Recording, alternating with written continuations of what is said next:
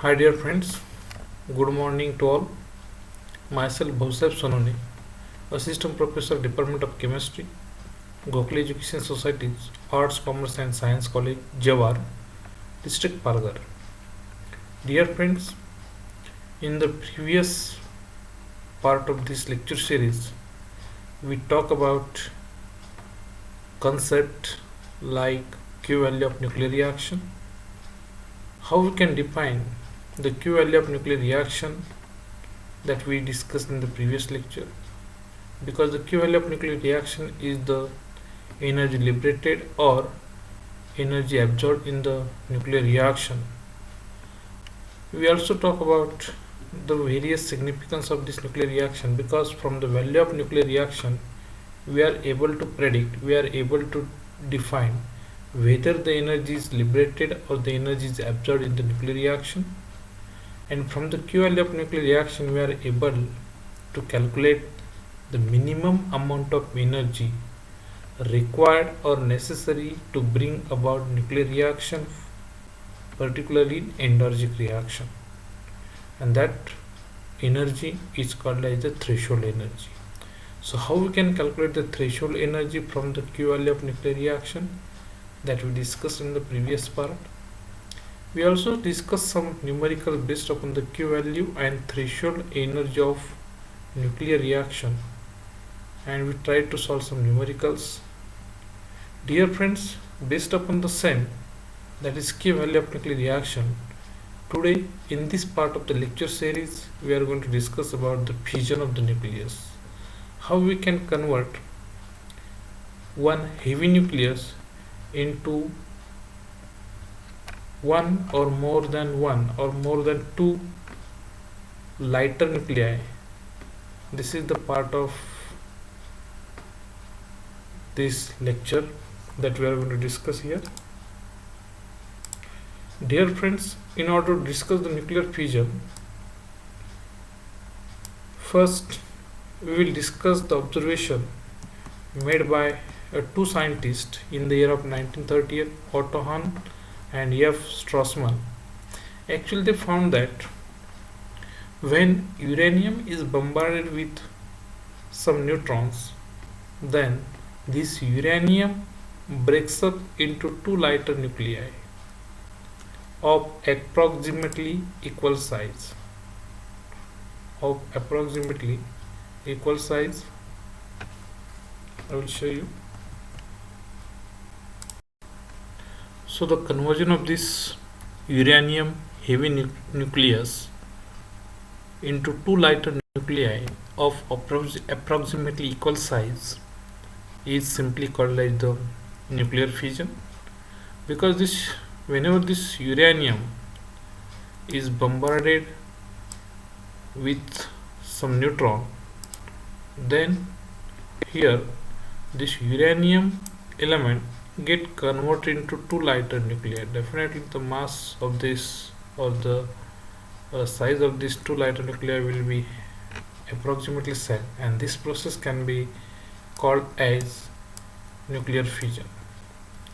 So whenever we want to define the nuclear fission with the help of this observation, with the help of this conclusion, then we can define the nuclear fission in this way, that the process by which heavy radioactive, this is very important, heavy radioactive nucleus, it means this nucleus will have very high mass.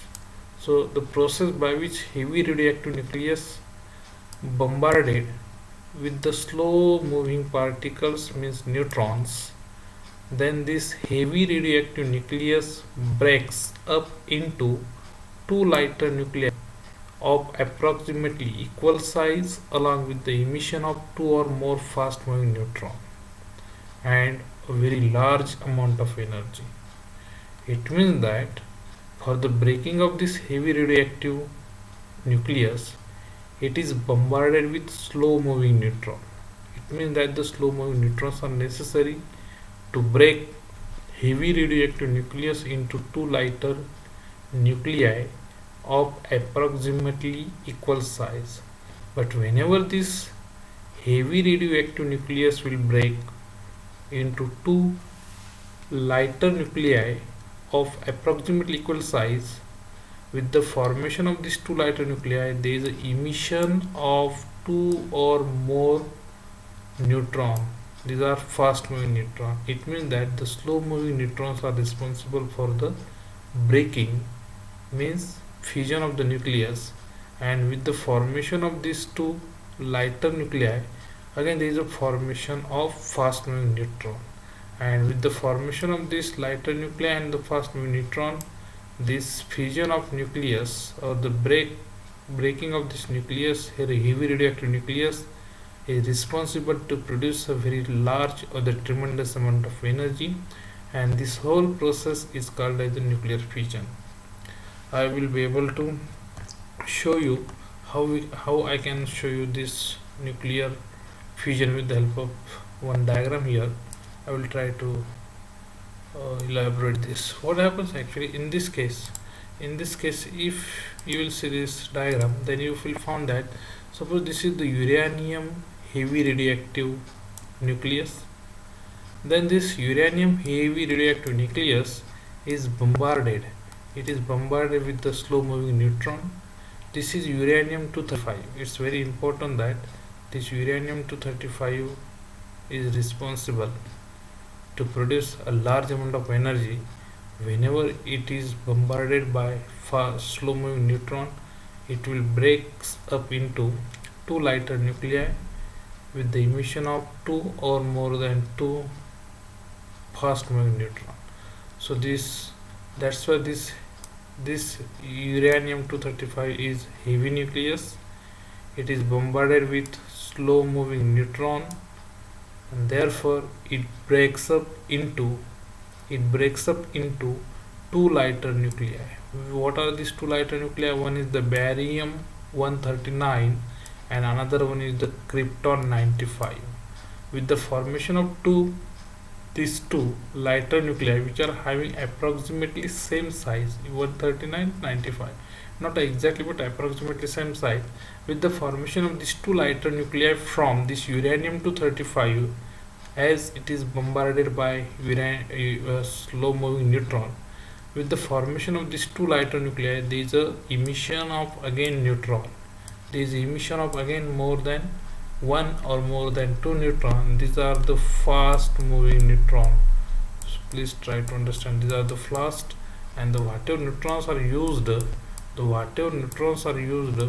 for bombarding the uranium 235, these are slow neutrons. So slow neutrons are responsible for the nuclear fission process, and but in the nuclear fission process again neutrons are formed and their number is increasing, but these are the fast moving neutrons, and this process is called as the nuclear fission, means the breaking of the heavy radioactive nucleus into two lighter nuclei of approximately same size with the emission of fast moving neutrons, with the emission of more than two or more than three fast moving neutron and the large amount of energy. This breaking of this fusion of one uranium 235 nucleus is responsible to produce 200 million electron volt amount of energy. So you can imagine, so indirectly you can say that this nuclear fission process is responsible for the liberation of or the formation of tremendous amount of energy,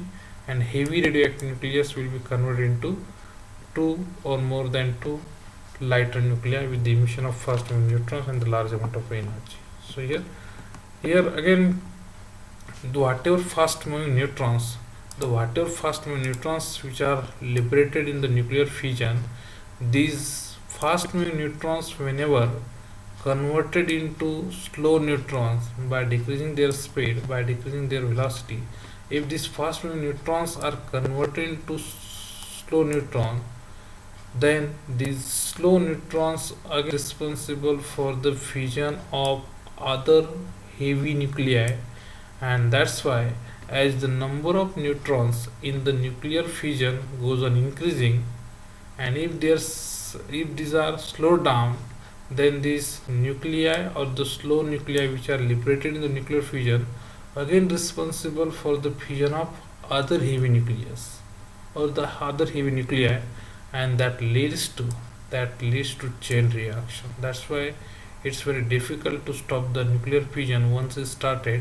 Whenever these fast moving neutrons get slowed down, these are again responsible for the fusion of other heavy nuclei, and it leads to the chain reaction. Here I will be able to show you how this nuclear fusion leads to chain reaction, that I will be able to show you. Here you can see here you can see here. So this is the slow neutron. This is a slow neutron. Initially it is bombarded on the heavy nucleus. What happens as soon as these neutrons are bombarded, slow neutrons are bombarded on this heavy nucleus, it will start to break. It will start to undergo fission. So you can see here the one part tries to get separate from this, and here this is the another part. So there, here the splitting of nucleus gets started, and after some time the one part of this nucleus get completely separated from the another part. It means that the one heavy nucleus get converted into two lighter nuclei. Definitely if we compare the mass of this nucleus and the mass of these two, definitely mass of this single nucleus will be very high as compared to the individual mass of these two. But here definitely one nucleus get converted into two lighter nuclei, and at the same time there is a formation of large amount of energy, tremendous amount of energy, and this formation of lighter nuclei takes place with the emission of more than two neutrons. And these neutrons, these are initially, these neutrons which are formed, these are the fast moving neutron. But if these fast moving neutrons are slowed down, so it will be converted into what? It will be converted into slow neutron, and these slow neutrons are again responsible for the fission or the breaking of another heavy nucleus. So this is again heavy nucleus, so this neutron is responsible for the again fission of this nucleus. This neutron is responsible for the fission of this heavy, and then the same process will be repeated here. It will be converted into more than one or more than two lighter nuclei with the emission of again fast moving neutrons and the large amount of energy. And again the whatever fast moving neutrons, if these are slowed down, again these are responsible for the fission of another nuclei, heavy nuclei, and that's why this process will continue, and that's why this process nuclear fission leads to the chain reaction. I hope you will be able to understand. If the fast moving neutrons in the nuclear fission are slowed down, then these are responsible for the fission of another heavy nuclei, and which leads to the chain reaction. So here it's very important. Again, two types of the materials are used for the fission process or in the fission process in a nuclear reaction. The one type of the material used for the, because the fission process of the nuclear of the radioactive element, heavy radioactive element, leads to the formation of tremendous amount of energy. So whenever you want to obtain the energy from the system of the material, then the two types of the materials can be used to produce or to obtain the energy. And the one type of the material is called as the first type of the material is called as the fissile material. What is fissile material? This is very important. Fissile material I will be able to show, but before discussing or before showing you, I will be able to define the substances which undergo fission directly. It means that the substances or the heavy radioactive nuclei which undergo fission directly, which breaks directly with the slow neutron and producing or liberating large amount of energy, then that materials are called as the fissile materials. So it means that the fissile material, these are the radioactive heavy nuclear material which undergo fission directly and produce large amount of energy whenever bombarded by slow neutron. It means that this is the material which undergo fission directly in one step, but for that purpose it should be bombarded by slow moving neutrons or the slow neutrons. So I will be able to show you the example of fissile material which can undergo fission directly with slow neutron and produce large amount of energy. What type of these materials? Uranium 235 is the first one, then plutonium 239 and uranium 233. It means that these three materials are the fissile material. It means that whenever these materials, these radioactive elements, whenever bombarded by slow neutron, it will directly undergo fission. Their nucleus will directly undergo breaking, and it will produce a large amount of energy. It will liberate a large amount of energy. That's why these materials as undergo fission directly with slow neutron, these are called as the fissile material. So here it is, suppose I will talk about one example, one of the example of these two. Here you can see uranium 235. What happens here? Whenever this uranium 235 is bombarded by slow neutron, then this uranium 235 undergo fission directly. It means that this heavy radioactive nucleus undergo fission directly, and it will produce two lighter nuclei with the emission of more than two or more than one neutrons and produce large amount of energy. So here this element, this uranium 235 produce a large amount of energy whenever it is bombarded by the slow neutron, producing two lighter nuclei. It means that it requires only one step to undergo fission, so it undergo fission directly. Apart from this type of the material, uranium 235, uranium 239 and uranium 233, there are another type of the material which do not undergo fission directly. Initially these materials are converted into another material, and that later on that material will produce the energy by undergoing fission. So here you can say that these materials also produce energy, but they do not undergo fission directly whenever bombarded by neutron. Let us see here. So the materials which, though itself non-feasible, but it can be converted into feasible material. It means that these are not able to produce energy directly. These are not able to undergo fission directly, but it is possible to make them to undergo fission. That's why these materials are called as the fertile material. So this is the another type of the material which will also produce the large amount of energy, and the materials are called as the fertile materials. So fertile materials are the materials which, though itself non-feasible, but it will be converted into feasible material. It will be converted into feasible material by the reaction with the neutron, and initially these are non-feasible. It means that this can be converted feasible, non-feasible into feasible, and non-feasible into feasible means fertile can be converted to fissile.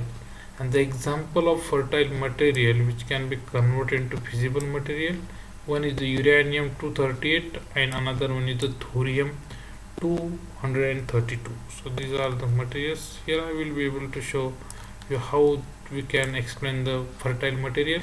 Initially you see here thorium 232. Thorium 232 is the material. Initially whenever this thorium 232 is treated or it is bombarded with the slow neutron, initially this thorium 232 get converted into thorium 233. Definitely both are the different one, whereas their mass number is going to change. Later on this thorium 233 get converted into polonium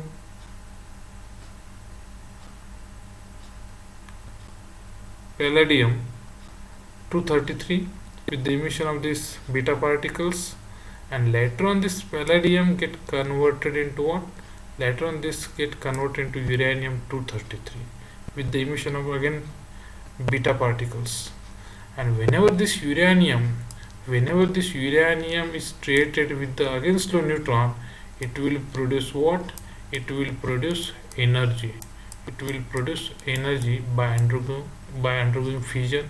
So it will break up into two lighter nuclei with the emission of fast moving neutrons and producing large amount of energy. It means that here actually thorium is not able to undergo fission. Which element is able to undergo fission? Uranium 232. So first of all, thorium 232 get converted into uranium 233, and this uranium 233 will undergo fission. That's why this thorium is called as the fertile material. Similarly, this uranium 238 is not able to undergo fission directly, though it is treated with a slow neutron. It is get converted to uranium 239, then uranium 239 into neptunium 239, and then it is plutonium 239. And this plutonium 239 will undergo what? It will undergo fission. It will undergo fission. So, and again it will be converted into two lighter nuclei of approximately same size with the emission of more than two neutrons and producing large amount of energy. So here again this plutonium is able to undergo fission and not the uranium 238. So initially uranium 238 get converted to plutonium and this plutonium will produce the energy by undergoing fission. That's why this uranium 238 is called as fertile material. So this thorium and uranium 238 are called as the fertile material. So here I hope you will be able to understand the actual difference between fissile material and the fertile material. Fissile materials undergo fission directly with slow neutron, while fertile material itself non-fissible, but it should be converted into fissible material by the reaction with neutron, and then it will produce energy by undergoing fission. So whatever amount of energy which is released or liberated in the nuclear fission is called as the fission energy. So definitely this fission energy, amount of energy liberated in the nuclear reaction, in the nuclear fission reaction, can be calculated with the help of equation that this is the Q value, means the nuclear reaction liberated, or the absorbed, but here it is liberated. So this Q value is nothing but the nuclear energy liberated is equal to delta M into 931 million electron volt. Delta M is what? This is the mass defect, which is the difference between the sum of masses of reactant and the product. So this is the value, this is the equation to determine the energy released in the nuclear fission reaction. This nuclear fission reaction depends upon the various factors, and the first factor is the multiplication factor indicated by K. This multiplication factor K is also called as production factor, and which is the ratio of what? Definitely it is the ratio of number of electron in nth generation to the number of electron in n minus 1 generation. So this multiplication factor is also called as production factor. It is the ratio of what? Number of neutron in nth generation to the number of neutron in n minus 1 generation, because already I told you this nuclear fission leads to chain reaction, and definitely it leads to the formation of different generations of the nucleus, lighter nucleus. But if we consider the number of number of neutron in one step to the number of neutron in earlier step, then suppose particular reaction take place in more than one step, then number of neutron in second step divided by number of neutron in first step. I hope you can understand about this. So number of neutron in, that is more, divided by number of neutron in earlier step n minus 1 generation, that ratio is called as the multiplication factor. So what is the value of multiplication factor that will be able to decide the nature of chain reaction? If the number of neutron in n generation to the earlier generation is exactly same, then this value of multiplication factor K will be equal to 1, and in this case the chain reaction is said to be self-sustained. That is, from each fission the uranium nucleus at least one neutron should be available to bring a fusion of other nuclei. It means that from each fission of uranium nucleus at least one neutron should be available to bring about the fusion of next uranium nucleus or the other uranium nucleus. So then it means that this chain reaction will continue. If this K is greater than 1, it means that number of neutron in the next generation, n generation, is going to increase as compared to number of generation in the earlier number of neutron in the earlier generation. In this case, the number of neutron, if the K is multiplication factor K is greater than 1, then the number of neutron increases too rapidly and the chain is said to be divergent or supercritical. Instead of this, if the number of neutron in the successive generation goes on decreasing, then the multiplication factor is less than 1 and system is said to be subcritical. I hope that is self-sustaining. If K is equal to 1, if K is greater than 1, then divergent or the supercritical, and if K is less than 1, then it is said to be subcritical. This Number of neutrons available is depends upon a various factor, and the second, after the multiplication factor, second one is the critical size, because here it is observed that the whole mass of the feasible material is able to produce a neutron, but all neutrons are not able to or are not available to undergo or to fusion process, and some neutrons are lost at the surface. So whatever some neutrons escape at the surface, these are not available for the fusion, and some neutrons lost at the surface, and that can be decreased, that can be diminished by increasing the size and decreasing the ratio of area to volume of fissionable material. And that's why here a fissionable material or feasible material has a minimum size below which the fusion process is not possible.